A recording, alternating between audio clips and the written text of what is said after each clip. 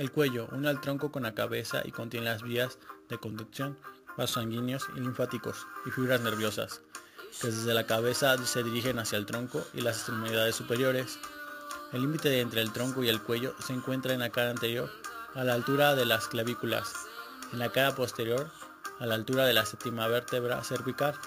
En la dirección de la cabeza, el cuello llega hasta una línea que une al borde inferior del maxilar inferior, los apófisis de ambas apófisis mastoides y la protuberancia occipital externa. La región del posterior del cuello se denomina nuca, la anterior del cuello en sentido estricto.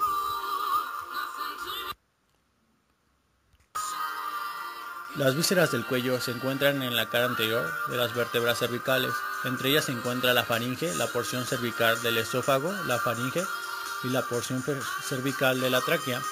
El ámbito lateral del espacio esplánico lo ocupa la tiroides.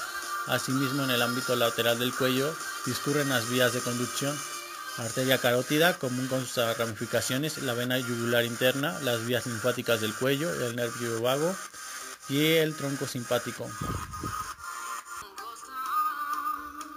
Los músculos del cuello. El espacio esplánico está rodeado por todas las partes y envolturas conjuntivas, fascias cervicales.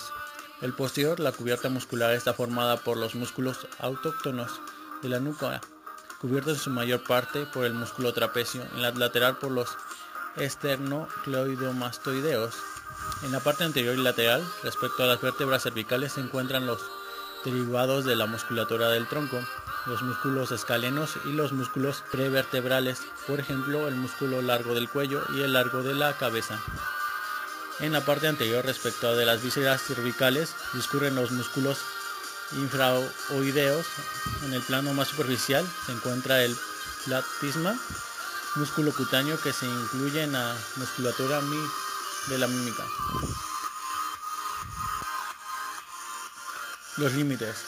Superior, borde inferior de la mandíbula inferior, borde superior del esternón y las dos clavículas.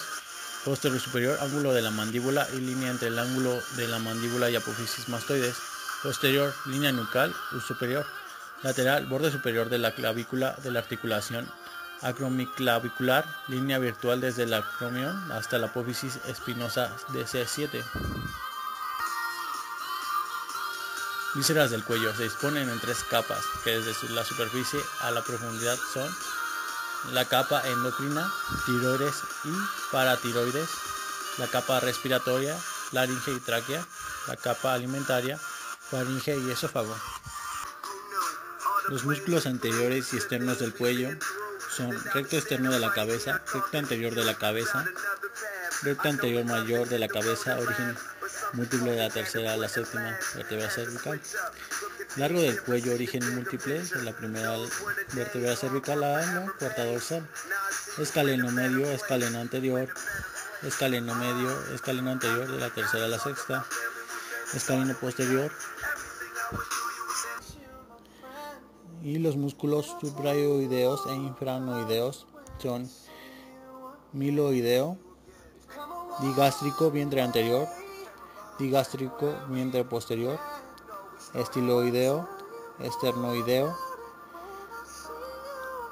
homoideo, vientre superior, tiroideo, homoideo, vientre inferior. Yugular superior, paladar blando, lengua, región de las amígdalas, lengua oral, base de la lengua, seno periforme, supraglotis.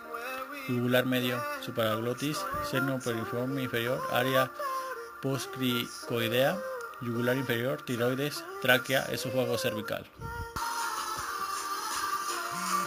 En un corte transversal del cuello se ve la transición entre la cabeza, el tronco, miembros superiores, los órganos, tiroides, laringe, tráquea, esófago, arteria carótida, vena yugular, plexo braquial, como se puede ver en la imagen.